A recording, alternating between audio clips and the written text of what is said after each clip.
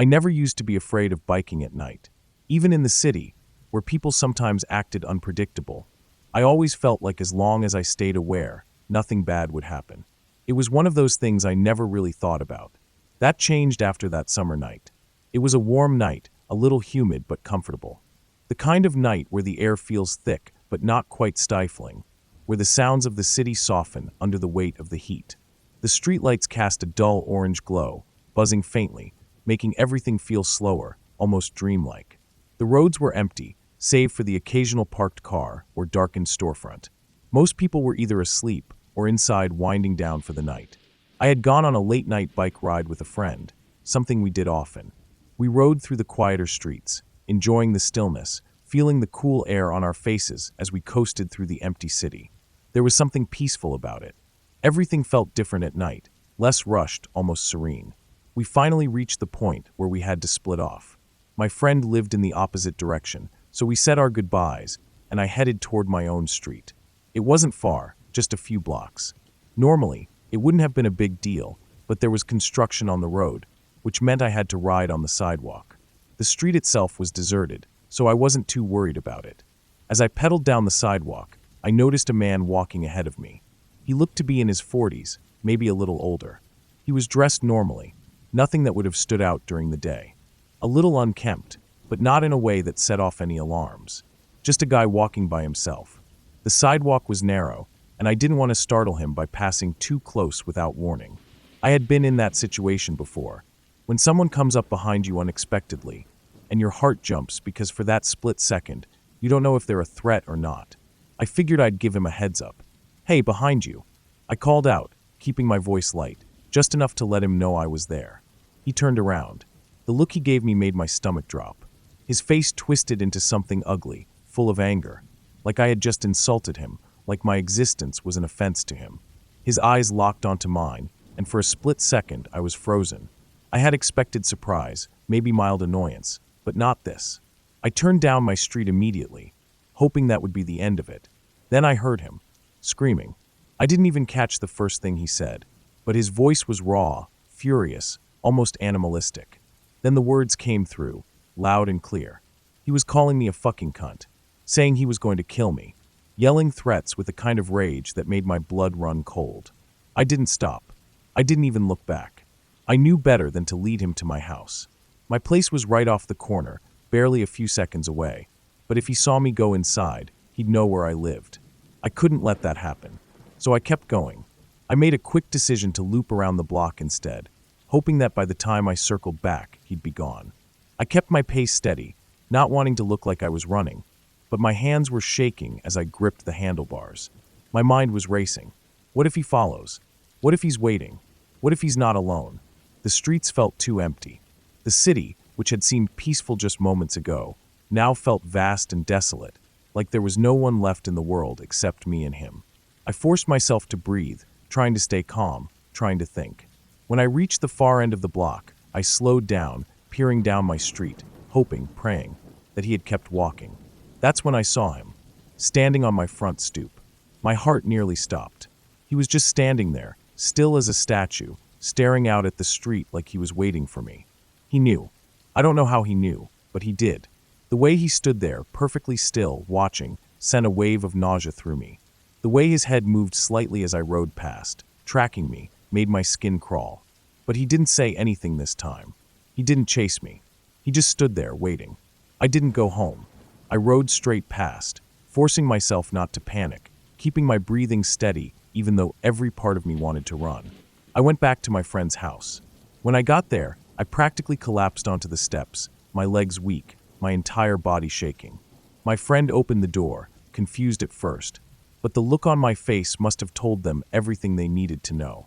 I didn't sleep that night. I barely spoke. My mind kept replaying that moment over and over. The way he had looked at me, the way he had stood on my doorstep waiting. I kept thinking about what would have happened if I had gone home. If I had unlocked my door, stepped inside, let him see where I lived. The next day, I was still on edge.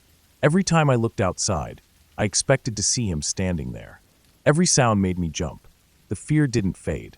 Then, 2 days later, my bike was stolen. It was taken from the alleyway behind the house. I don't know if it was connected. Maybe it was just bad luck. Maybe it was some random thief who happened to come across an opportunity. But part of me still wonders. Did he take it? Did he come back? Was he watching? I'll never know for sure. But I do know one thing. I never rode my bike at night again.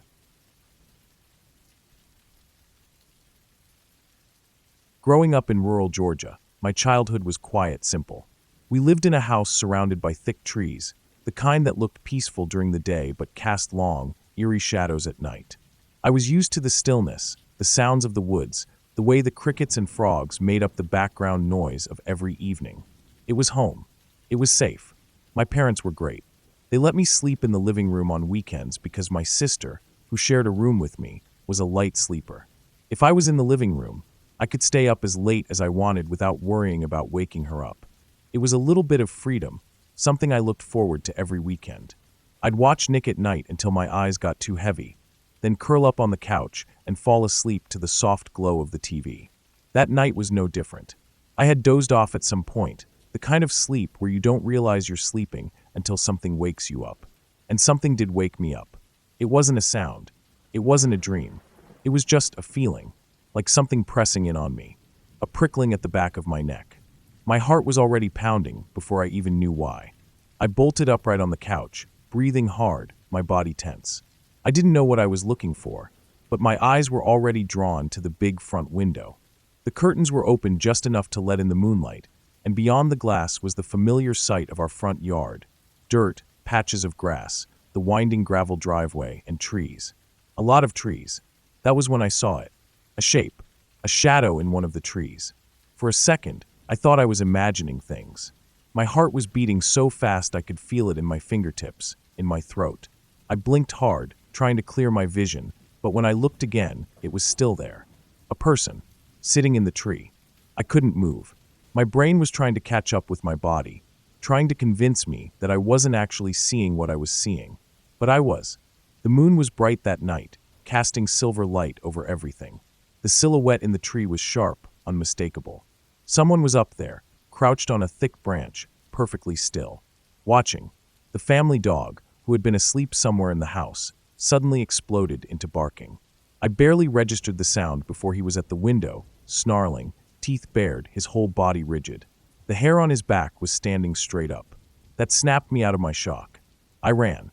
Straight to my parents' room, my bare feet slamming against the hardwood floor. My body was moving before my brain could even process what was happening, before I could even think. I burst into their room, breathless, shaking, trying to force the words out. "There's someone outside." I could barely even get the words out, but my dad was already up. I saw the way his face changed, the way his eyes hardened, how his body went from groggy to alert in a second. He didn't waste any time. He grabbed something. I didn't even see what it was. Maybe a bat. Maybe something else. The dog was still barking, growling deep in his chest. Then my dad was out the door, stepping onto the porch, into the night, with the dog right behind him. My mom held on to me, keeping me close.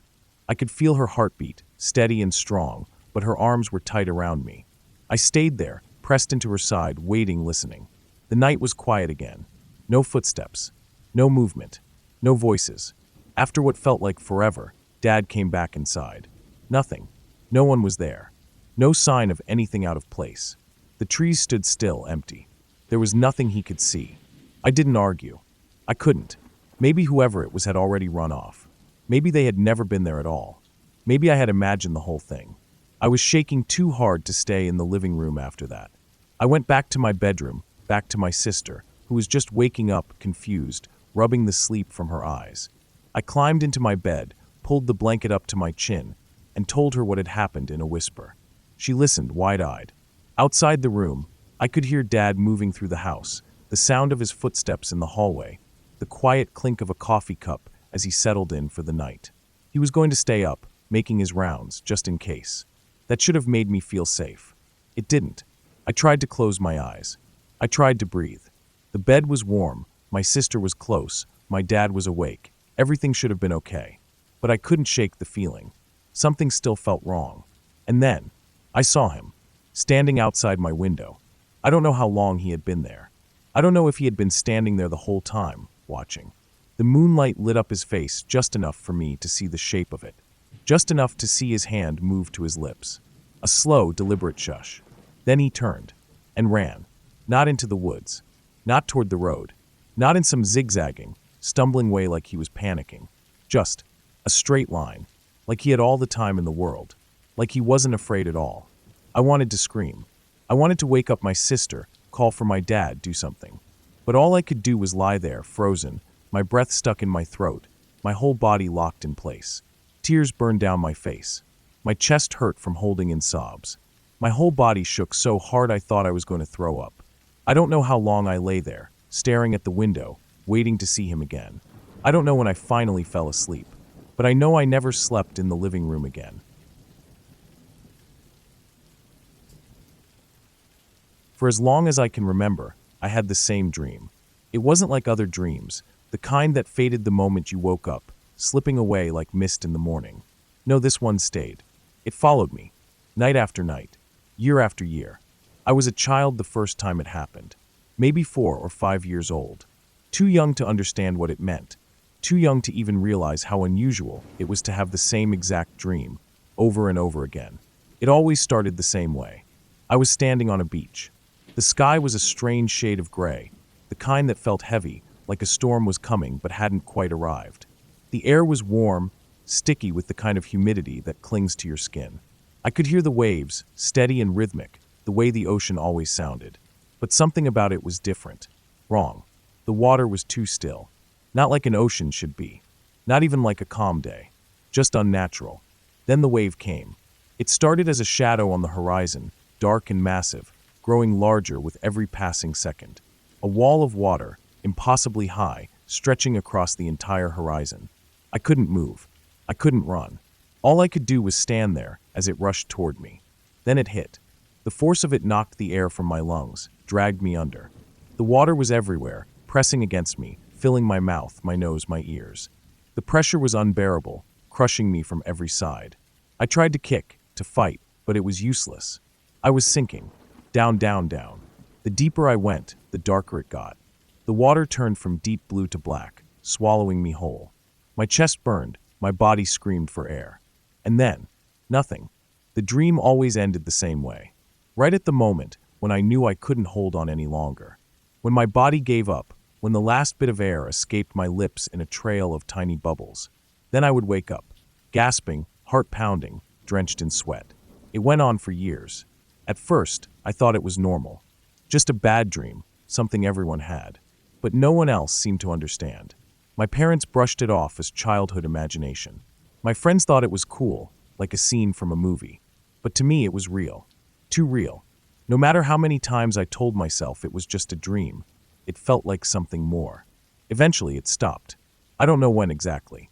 Sometime in my early teens, the dreams just faded. Maybe I outgrew them.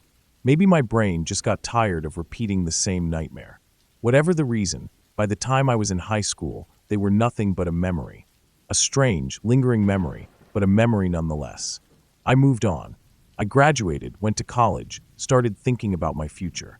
The dreams weren't something I thought about anymore. They were part of my childhood, something weird and distant, like an old story someone else had told me. Then one summer during college, I got a temp job delivering mail. It wasn't glamorous, but it paid. A simple summer gig, driving around in the heat, dropping letters in mailboxes, waving at old folks sitting on their porches. Most days were uneventful. Just another routine. Another set of streets, another stack of envelopes. Until her. I remember the house. It was small, older, the kind of place that had been standing for decades. The paint was peeling a little, the porch sagging in places, but it had a quiet charm. She was sitting there, waiting. An old woman, small and thin, her skin weathered with age.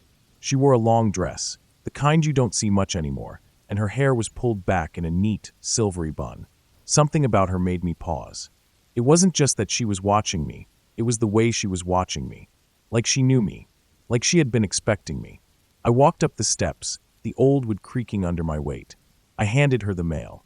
She took it, but she didn't look at it. She just looked at me. And then she said it. Words that made my stomach drop, my breath catch in my throat. You drowned when Oceania sank beneath the waves. I didn't move. I couldn't. My brain struggled to process what I had just heard. The words didn't even make sense. They shouldn't have meant anything. But they did. They meant everything. The dream. The wave. The feeling of sinking. For a second, I was back there. Back in the water, struggling for air, the weight of the ocean pressing down on me. I don't remember leaving. 1 minute I was standing on that porch, my hands numb, my mind racing. The next, I was in my car, gripping the steering wheel so hard my knuckles were white. I sat there for a long time, trying to convince myself it was nothing. Just a coincidence. Just an old woman talking nonsense. But deep down I knew better. I never went back to that house. Never saw her again. But I started dreaming again. And this time, I never woke up before I drowned. There's a different kind of silence when you're alone in a house that's supposed to be full. I had never realized it before. The absence of small sounds. No hum of quiet conversations. No footsteps from another room. No distant clinking of dishes in the kitchen. Just empty, heavy silence. It sat in the air like thick humidity, pressing against my skin, reminding me that I was the only one here. That night, I was supposed to have the place to myself. My family was on vacation, and while they packed up and left for a week, I had the entire house to do whatever I wanted. At first, it felt great, freedom, no expectations, no responsibilities. Just me, an empty house, and enough beer to make me forget that I didn't like being alone. The house itself had always felt a little off. Not in a supernatural way, nothing like that. Just strange. The way it was positioned so far back on the lot, unlike the other houses in the neighborhood. The way the sidewalk ran too long, stretching along the entire living room and ending right at the front porch. The way the living room itself was exposed, giant windows that let in too much light during the day, but left you feeling like you were on display at night. The kind of windows that didn't open, just big slabs of glass. No privacy. I never liked those windows. Still, I was determined to enjoy myself. The plan was simple: get drunk, watch some mindless TV, pass out on the couch. I figured if I drank enough, I wouldn't care about how open and exposed the living room felt. I started drinking early. Too early. By the time the sun had fully set, I was already too far gone to walk back to my bedroom. The hallway leading there felt like it stretched longer than usual, shadows pooling in the corners like they were waiting for me to pass. So I stayed on the couch. It wasn't comfortable, but it felt safer than the idea of walking through the dark house. At some point, I passed out. I don't know what time it was when I woke up, but the TV was still on. The blue glow flickered against the walls, casting strange shapes across the ceiling. I blinked, groggy, confused. My mouth was dry, my head heavy from the alcohol. It took me a second to realize what had woken me up. Something felt wrong. The air was too cold. Not normal nighttime cold, but the kind that seeped into your bones, making every hair on your body stand on end. My skin prickled. A deep, instinctive unease settled in my stomach. And then the banging started, right above me. I froze. The sound was deep, heavy, fists pounding against glass. Slow at first, then harder. Deliberate. I didn't move. Didn't breathe. My eyes flicked up to the window. Someone was standing there. A figure. A dark silhouette against the glass, featureless in the dim light. No details. Just a shape. A person. They were looking down at me. The pounding didn't stop. I stayed completely still, my body refusing to respond. My mind raced, trying to catch up with what was happening. The glass was thick, but it wasn't unbreakable. If they hit it hard enough. I wanted to get up, to run, to grab something, anything, but I couldn't move. My limbs were locked in place, frozen by pure fear. I forced myself to glance at the cable box, the red numbers glowing in the darkness. 3 a.m. The banging continued, steady and unrelenting. Then it stopped. Silence. I still didn't move. I couldn't trust it. I lay there, listening to my own heartbeat pounding in my ears, waiting for something, anything, to happen next. And then the front door shook. More banging. This time from the door. Harder, louder. Someone was slamming against it. The wood groaned under the force. Another person. There were two of them. One at the window. One at the door. A new kind of fear set in. This wasn't random. This wasn't some drunk idiot playing a prank. This was planned. I felt completely exposed. The windows stretched from floor to ceiling, offering no cover. I was just there in full view, a sitting target. My breathing was shallow, my body still refusing to move. The banging didn't stop. It came in waves, first at the window, then the door back and forth, like they were trying to break me down, trying to make me react. 40 minutes. That's how long it went on. I don't know why they stopped. Maybe they got bored. Maybe they realized I wasn't reacting. Maybe they just enjoyed the fear they had created and decided it was enough for one night. Either way, the silence that followed was just as terrifying. I didn't move for hours.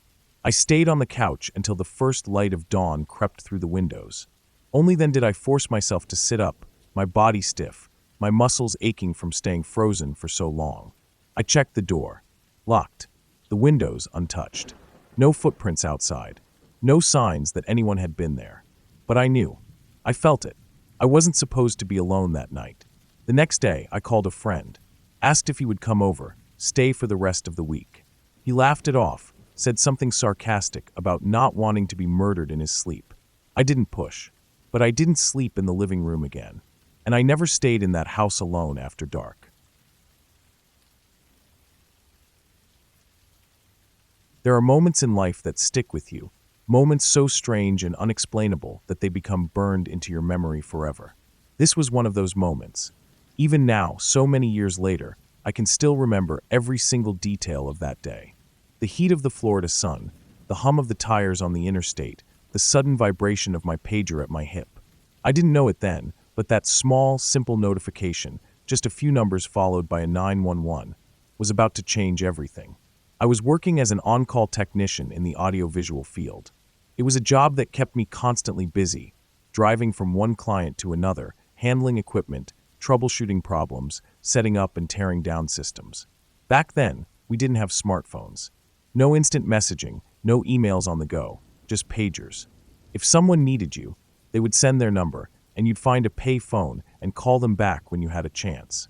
If the number was followed by a 911, it meant drop everything and call immediately. I rarely got 911s. Most of my clients weren't in life or death situations. It was a typical afternoon. I had just finished up a job in Orlando and was heading west towards St. Petersburg on Interstate 4.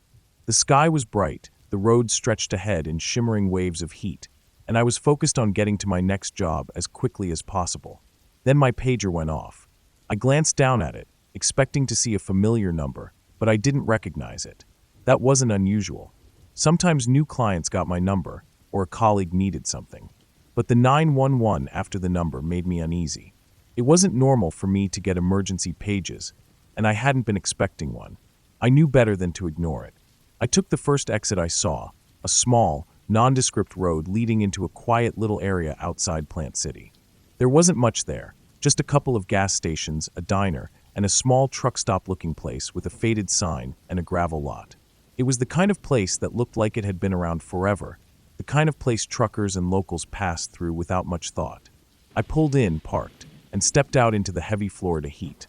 The air smelled like asphalt and fried food, and the sun glared down, reflecting off the windshields of parked cars. Inside, it was dim and cool, the air conditioning humming in the background. There was a counter with a bored-looking cashier, a few racks of snacks, and along one wall, a row of 4 old pay phones. I walked up to the counter, fished $1 out of my pocket, and asked for change. The girl behind the register barely looked at me as she slid some quarters across the counter. I took them, walked over to the pay phones, and picked one at random. I popped a quarter in, dialed the number from my pager, and pressed the handset to my ear. It rang, and rang, and rang. No answer. I frowned. Who would send me a 911 page, and then not pick up? I pulled the handset away from my ear, debating whether to hang up or try again. And that's when I heard it. Another ringing phone. Not in my ear. Not in the distance. Right next to me. 2 phones over, another pay phone was ringing. A cold feeling spread through my chest. I hung up my phone. The ringing on the other phone stopped. For a moment, I just stood there, my heartbeat loud in my ears. I slowly stepped over to the ringing phone, picked up the receiver, and looked at the small, faded number sticker above the keypad. Then I looked at my pager. Back at the phone. Back at my pager. The numbers were identical. Except for the 911, they were the exact same. I felt my breath catch in my throat. My hands started to sweat, the cool air inside the truck stop suddenly feeling thick and heavy. I turned back toward the counter and walked over, trying to steady my voice as I asked the girl behind the register. "Hey, has Has anyone used those payphones recently? She gave me a confused look. No, you're the only person who's come in for at least an hour. I felt the hair on the back of my neck stand up. Something wasn't right. I left the store quickly, feeling an overwhelming need to get out of there, to put distance between myself and that phone, that impossible, unexplainable call. I climbed into my car, my hands gripping the wheel tighter than necessary. I pulled back onto the highway, my mind racing. What the hell had just happened? I had no answers. But 10 miles down the road, I found something even stranger. Traffic slowed, then came to a stop. Ahead, flashing lights. A chaotic mess of red and blue reflecting off twisted metal. A tractor-trailer had crashed. Its cargo, heavy steel beams, had come loose, crushing cars beneath them like tin cans. 4 vehicles in total. No survivors. The accident had just happened. If I hadn't stopped at that truck stop, if I hadn't pulled over to answer that impossible page, I would have been right there when it happened. I would have been in it. I sat there in my car, staring at the wreckage, my mind struggling to process it all. My stomach twisted. My hands shook. I had no idea who, or what, had sent that page. But I knew one thing for certain. It had saved my life. I never told anyone about it at the time. What could I even say? Who would believe me? But that day stayed with me. It still does. Because sometimes things happen that can't be explained. And sometimes those things are the only reason we're still here. When I was 8, my family moved into a big, strange house on the edge of a small town. It wasn't an old, haunted-looking place. In fact, from the outside, it was pretty normal. 2 stories, white siding, a sloping yard with patches of thick, tangled grass that my mom's boyfriend never seemed to get around to mowing. But there was something about it that always felt off. Maybe it was the size. It was too big for the 4 of us, my mom, my older brother, her boyfriend, and me. There were rooms we didn't use, doors that stayed shut for no reason. The kind of house where the floorboards creaked in weird places, where it never seemed completely warm, even in the summer. And then, of course, there was the basement. It was an unfinished space, with rough concrete walls and a rickety wooden staircase that groaned under your weight. There was no reason to go down there unless you had to, and I never had to. The few times I did, the air smelled stale, like damp earth and dust, and I always felt like someone was watching me from the shadows. I hated that basement. At the time, my school district was going through a big restructuring, which meant my older brother and I ended up going to different schools, even though we were only a couple of grades apart. His school started earlier than mine, and his bus picked him up first. My mom and her boyfriend both had to be at work early, so I was the last one to leave in the morning and the first one to get home in the afternoon. That made it my job to turn off all the lights and lock the door before I left for school. One morning, I was getting ready to leave when I noticed the basement door was open and the light was on. I stopped in my tracks. My mom always told us to keep the basement door shut so the cat wouldn't get down there, and we never left the light on. But I was in a hurry. I turned off the light, shut the door, locked up the house, and ran to catch the bus. I didn't think about it again. But that afternoon, when I got home, the basement door was open again. The light was on. I stood there in the front hallway for a long time, just staring. I tried to convince myself that I had forgotten to turn it off in the morning. That maybe I had thought I shut the door, but I hadn't. That made sense, right?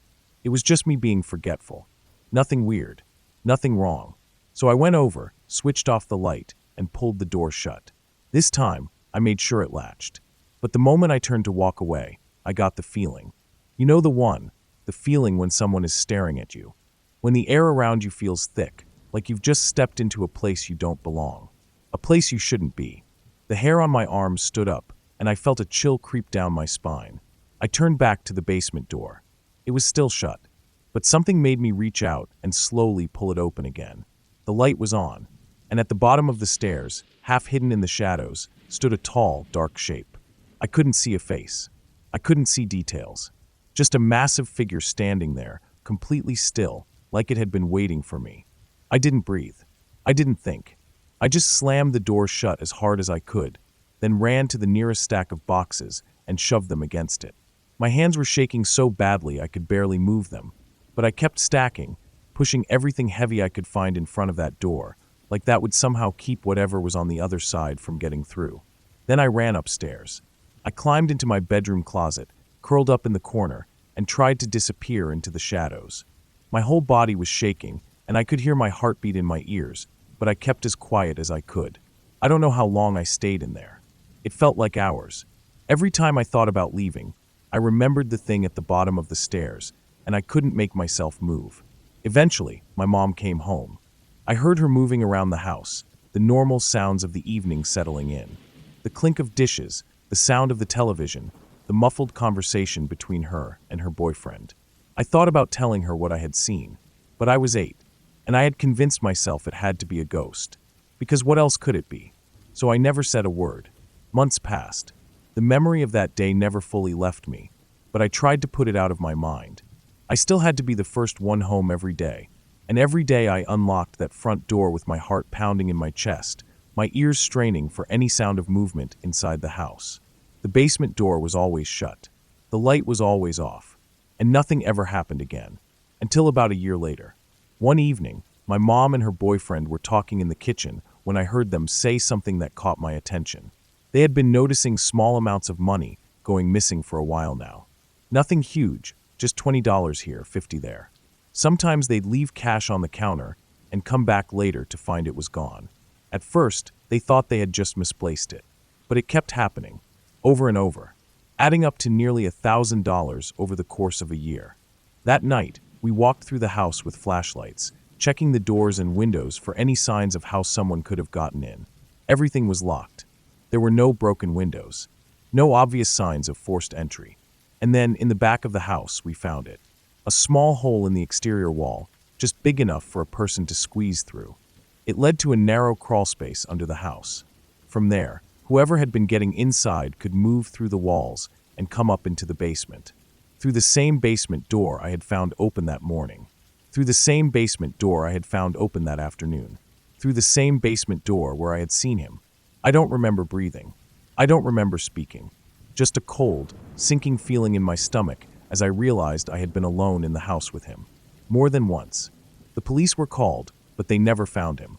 By then, whoever it was had probably realized we were onto them and stopped coming back. Maybe they moved on to someone else's house.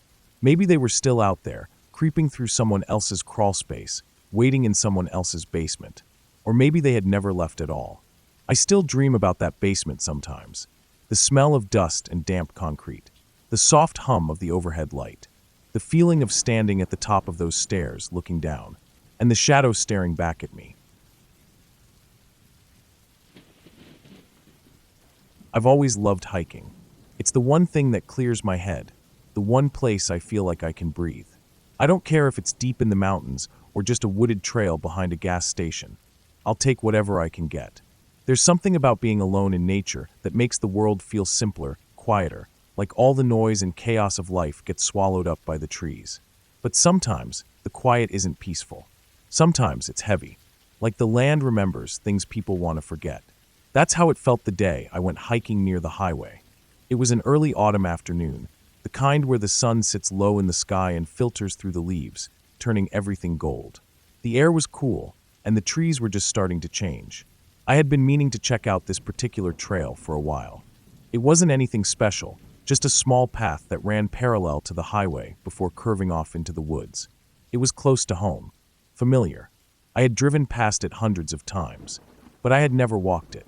I parked my car in a small gravel lot off the service road and slung my backpack over my shoulders. There was no official trailhead, no signs, just a narrow dirt path worn into the ground by years of footsteps.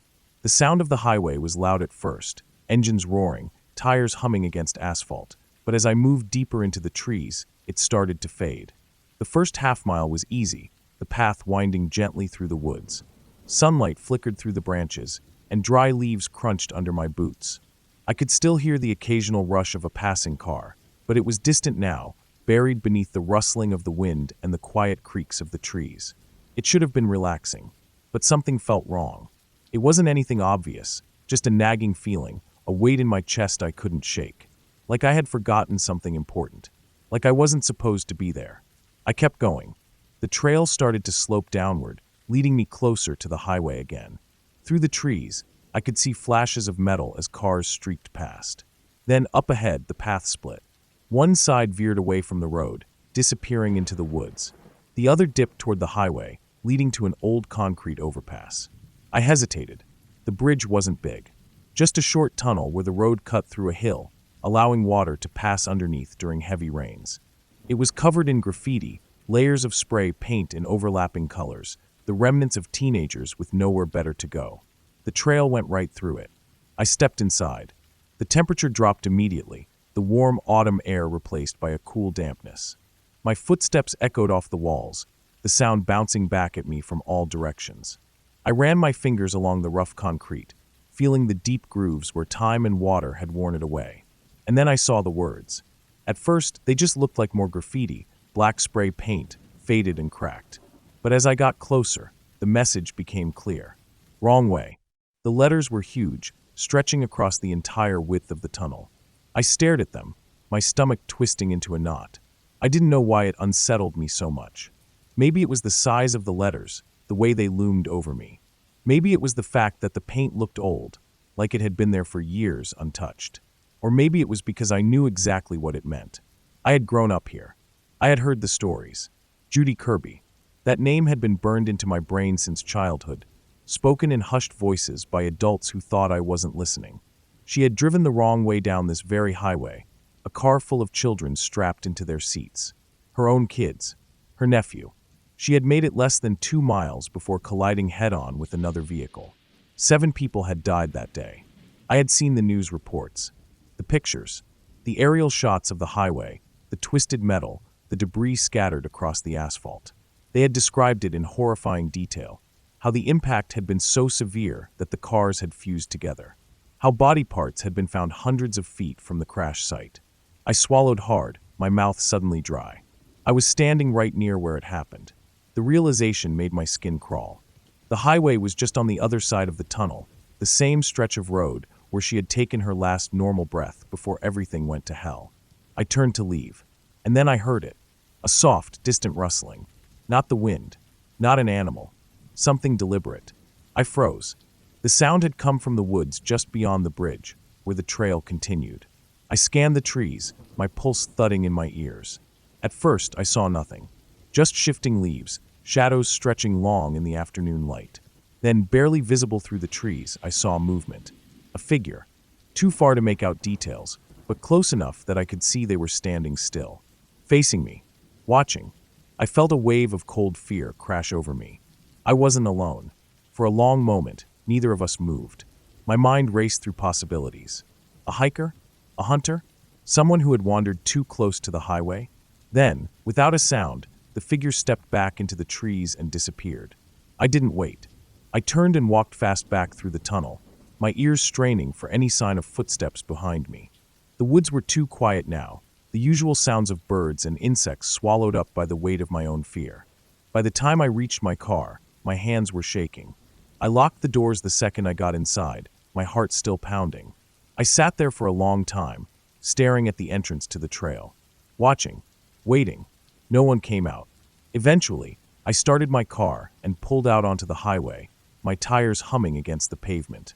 As I drove, I glanced in the rearview mirror, half expecting to see someone standing at the tree line, watching me go. But there was nothing, just the road stretching out behind me. The same road where, years ago, a woman had made the decision to end everything. I don't know who I saw in those woods. Maybe it was just another hiker. Maybe it was my own nerves playing tricks on me. But I never went back to that trail. And I never will. I wasn't there that night. I don't remember why I didn't go. Maybe I had work early the next morning. Maybe I wasn't feeling up to it. Or maybe I had just decided to stay home without any real reason. Whatever the case, I wasn't there when it happened. I wasn't with them when they saw the girl on the dance floor. I wasn't there when the man tried to drag her away. I wasn't the one who had to look him in the eyes when he lost control, when his mask slipped for just a moment, and his rage boiled over into violence. But I heard all about it after. And the more I thought about it, the more it made my skin crawl. The place itself wasn't anything special. It was a small gay club, one of the only ones in town, tucked away between a liquor store and a nail salon. It wasn't the kind of place you stumbled into by accident. If you were there, you were either part of the community or you were with someone who was. It wasn't a flashy club. There were no massive dance floors, no lasers cutting through the air, no VIP sections roped off for celebrities. It was a place where people went to drink, dance, and exist without judgment. The drinks were cheap, the music was loud, and the bouncers were usually pretty good at keeping creeps out. Usually. That night, a few of my friends decided to go. They were in a good mood, dressed up, excited for a fun night out. The kind of night where you drink a little too much, dance until your legs ache, and wake up the next morning with a sore throat from screaming along to songs you barely remember. But that wasn't how the night ended. It didn't take long for them to notice her. She stood out immediately. Everyone else in the club looked like they had come to party. Dresses, makeup, heels, crop tops, ripped jeans, button-downs undone just enough to show off a little skin. But not her. She was in sweatpants, a plain t-shirt, sneakers. Her hair was pulled back in a ponytail. No makeup, no jewelry. Nothing about her looked like she had planned on being there. And she had a backpack on. That was the first red flag. Who brings a backpack to a club? The second red flag was her expression. She wasn't having fun. She wasn't dancing. She wasn't talking to anyone. She was just standing there, staring blankly at the floor, moving slightly because of the man behind her. The large man. He had his hands all over her, grinding against her from behind, gripping her arms, holding her in place. He was talking to her, whispering something in her ear, but she wasn't reacting. She wasn't pushing him away, but she also wasn't reciprocating. She was just letting it happen. My friends noticed. They watched. They knew something was off. One of them decided to go over, to check on her, to make sure she was okay. They approached carefully, tried to talk to her, asked if she was all right. She didn't answer. The man did. "She's fine," he said. "She's just had a little too much to drink." He said it with a laugh, a casual shrug, as if that explained everything. As if it was normal. As if they should just accept it and walk away. But something about the way he spoke sent a chill down my friend's spine. Something wasn't right. At that point, there wasn't much they could do.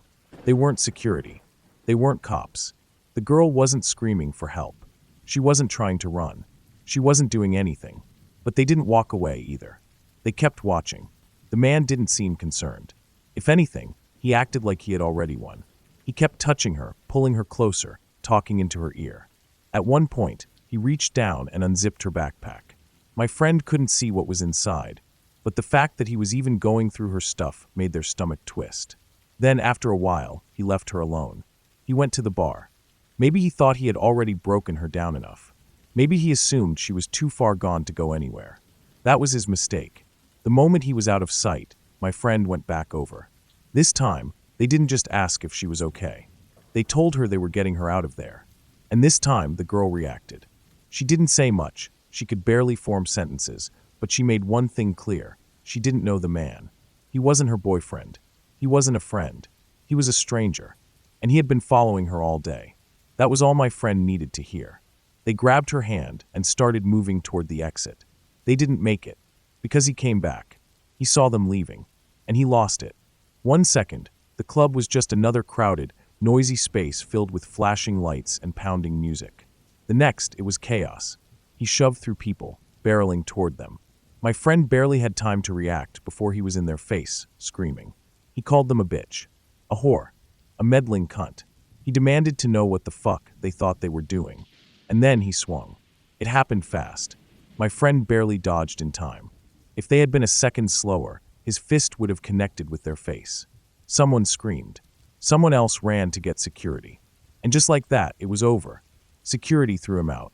That was all they could do. They didn't call the cops. They didn't hold him. They just tossed him onto the street and let him walk away. By the time my friends got the girl outside, she was still out of it, slurring her words, struggling to stand. But she managed to tell them, again, that the man wasn't her boyfriend, that she didn't know him, and that he had been following her around town all day. They called the police. They gave a description of the man, but there wasn't much the cops could do. They said they would keep an eye out. That was it. I wasn't there that night. I wasn't there to see him grab her, to see the blank look in her eyes, to see the way he tried to own her in that club. I wasn't there when he swung at my friend, but I keep thinking about it. I keep thinking about how easily it could have gone the other way. What if my friends hadn't gone that night? What if they hadn't noticed her? What if they had just assumed she was with him and ignored it? What if he had gotten her out of that club first? Would she have ever been seen again? Would she have woken up in a motel room, alone, violated, confused? Or would she have never woken up at all? The only thing I know for sure is this. He's still out there, somewhere. And next time, there might not be anyone watching. My wife had been staying with her parents for the past few weeks. Her father's health had taken a turn, and while her mother handled most of the responsibilities, my wife had decided to be there to help however she could. It made sense. Her work was flexible, she had the time, and family came first. Her parents' house wasn't far from ours, just a quiet suburban home in a safe neighborhood, a place where nothing bad was ever supposed to happen.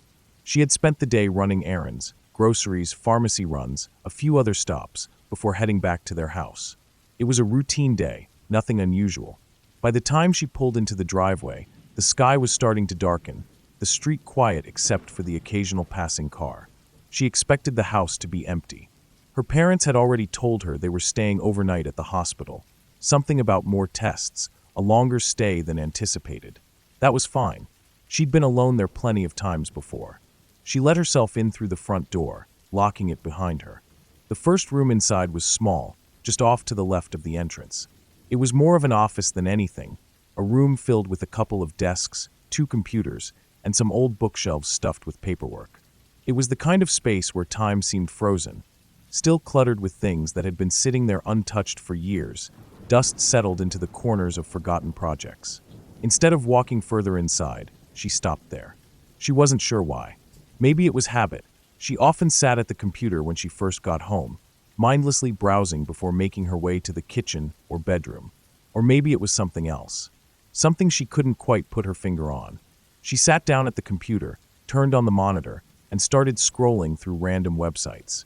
That was when she heard him. A low growl. It was quiet at first, barely noticeable over the hum of the computer, but it was enough to make her pause. She turned. Her cat stood in the doorway, his body rigid, fur puffed up, tail flicking. He was staring down the hallway. She knew her cat. He wasn't like this. He was the kind of cat that didn't care about much. He barely reacted to dogs, ignored loud noises, and had been known to let squirrels throw things at him without so much as flinching. He didn't fight. He didn't get aggressive. He was lazy and content, a cat that nothing ever seemed to bother. But now, he was standing between her and the rest of the house. And he was growling. Not a playful noise. Not the kind of half-hearted grumble he sometimes made when being picked up wrong. This was deep, guttural, almost unnatural coming from him. Then a hiss. His ears flattened. His pupils were blown wide. He took a step forward, still staring down the dark hallway. Something was wrong. Her stomach tightened. She sat frozen in the chair, trying to listen, trying to understand. Nothing. The house was silent. But he wouldn't stop. Her heart started to beat harder in her chest. Slowly, she stood up.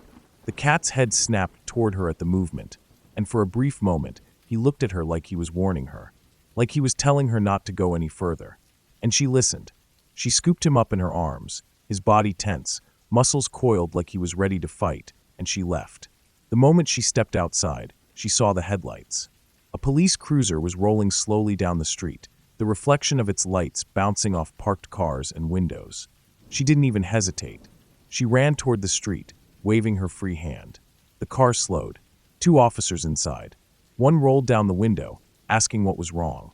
She explained, quickly, breathlessly, that she had just gotten home, that her cat was acting strange, that she had a bad feeling, that something felt off.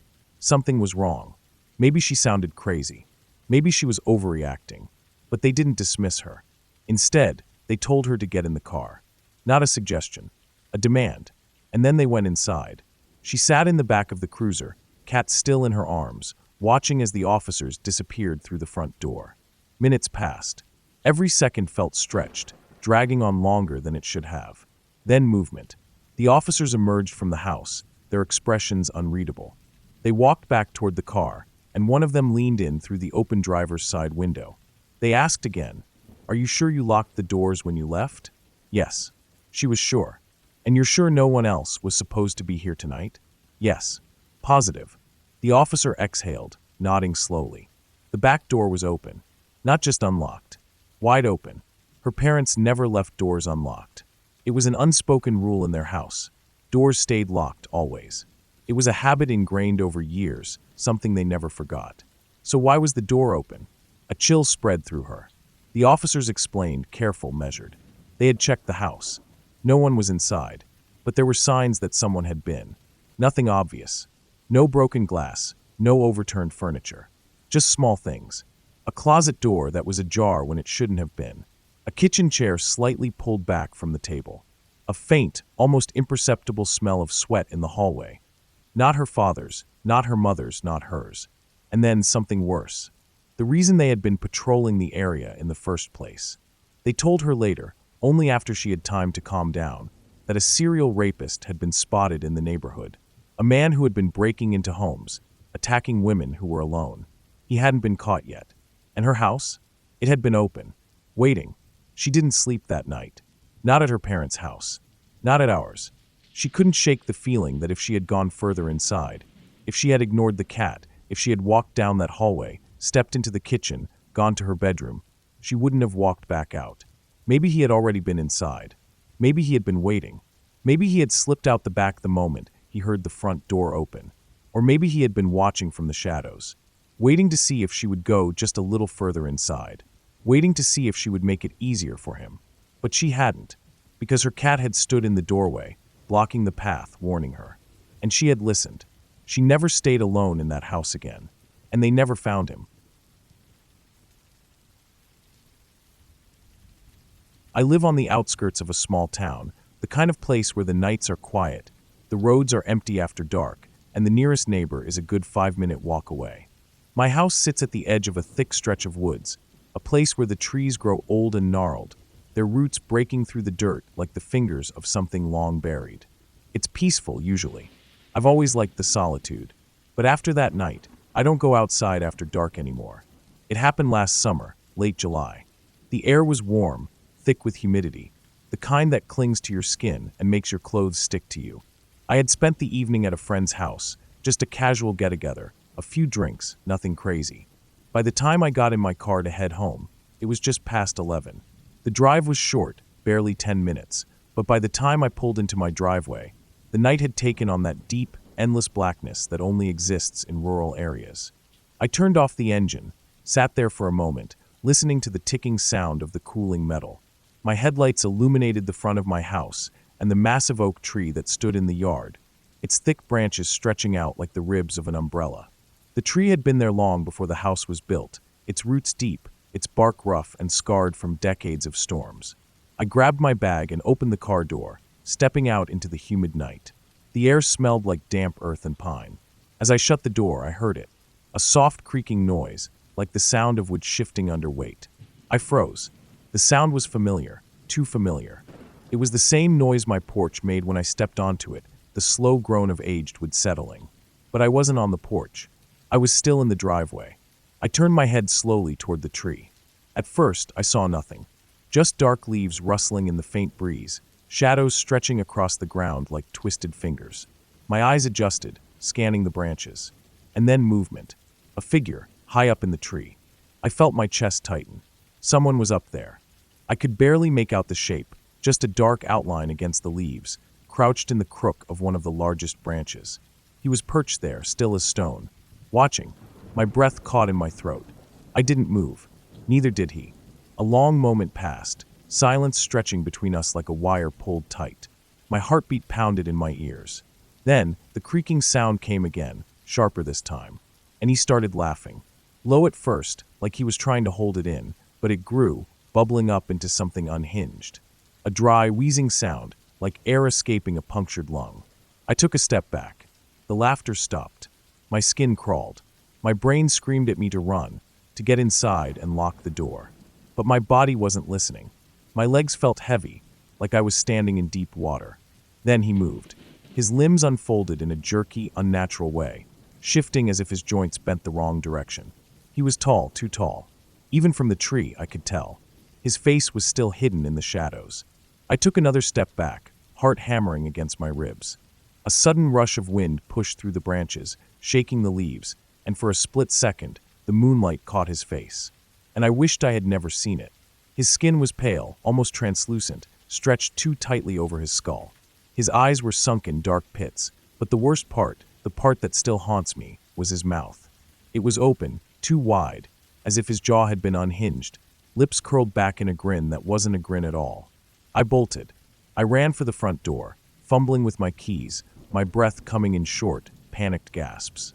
Behind me, I heard the sharp rustling of leaves, the sound of movement, quick skittering. I didn't dare look back. My hands shook as I jammed the key into the lock, twisted it, shoved the door open, and slammed it shut behind me. Silence. I stood there, pressing my back against the wood, my chest rising and falling in ragged breaths. My ears strained for any sound outside. Nothing.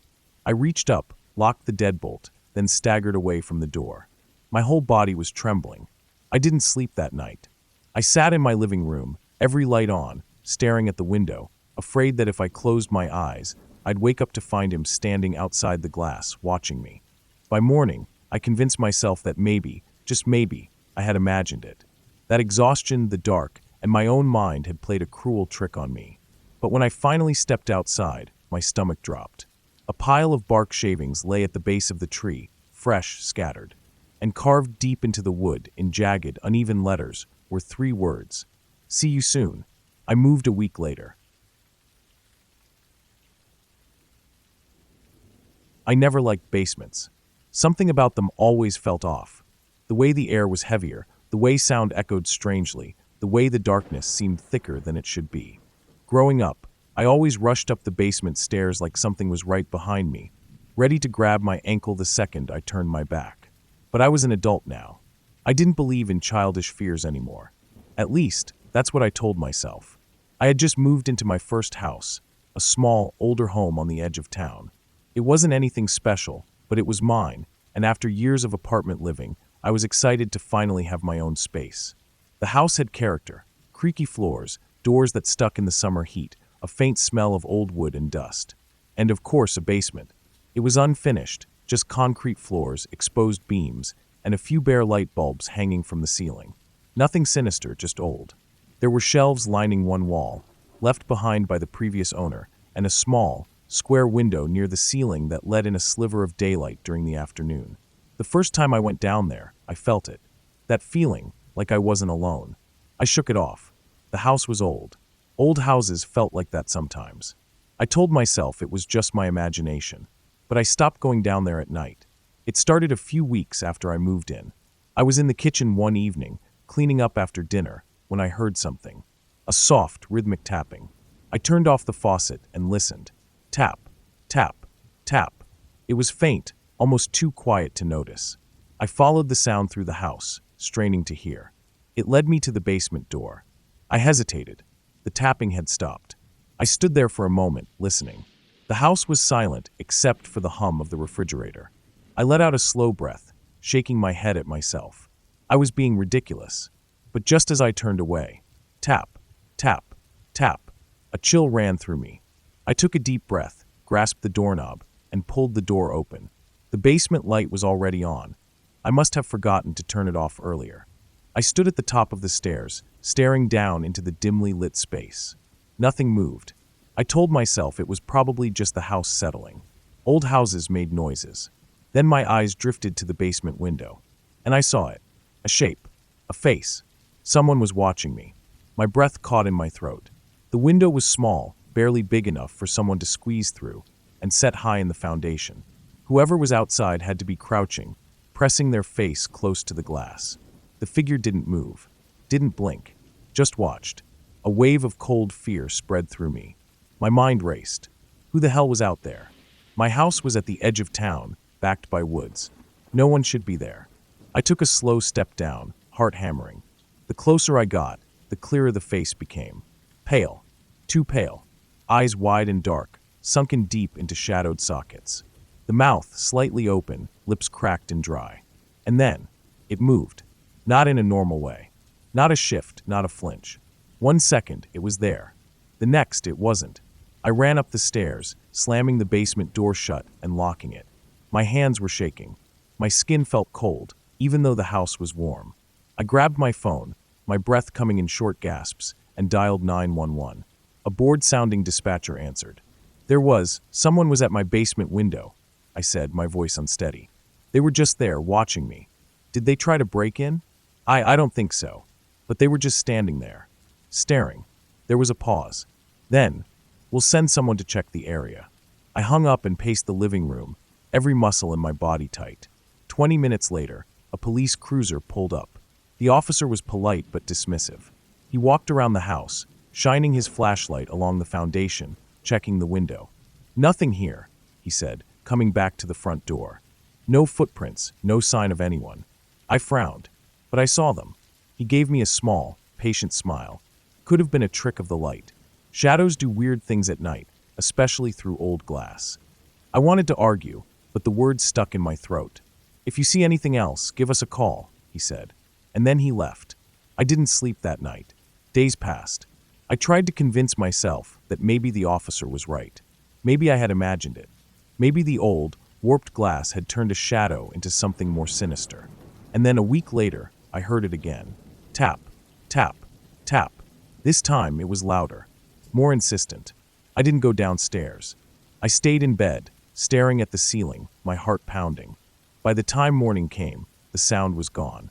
But something was different. When I finally worked up the courage to check the basement, I saw it. The window.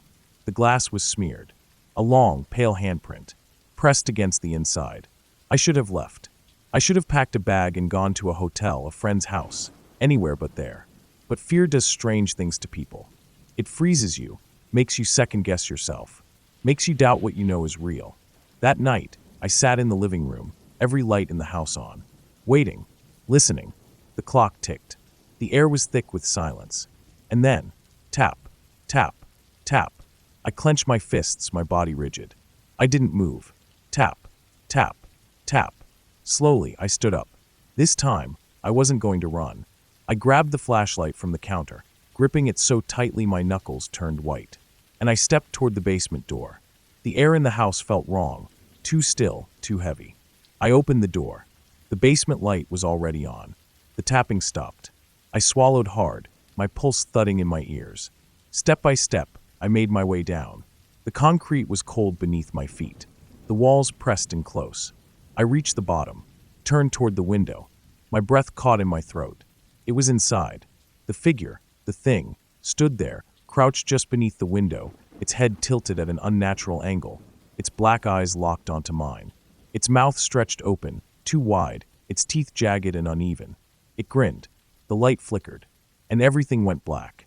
When the police arrived the next day, they found my front door wide open. The basement light was still on, but I was gone. All that was left was the flashlight, lying on the basement floor, and the basement window, wide open,